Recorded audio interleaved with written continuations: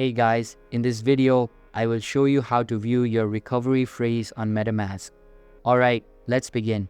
If you're using MetaMask and have funds in your wallet but haven't backed up your seed phrase, it's important to do so right now. If anything happens to your device or you forget your password, you will need these 12 secret words to recover your wallet. These words are crucial because they back up everything in your MetaMask, no matter how many accounts you have or which chain you're on. To find your secret recovery phrase, open your MetaMask app and click on the settings icon.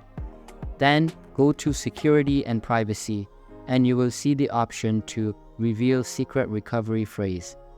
Before you proceed, make sure you're in a secure private setting.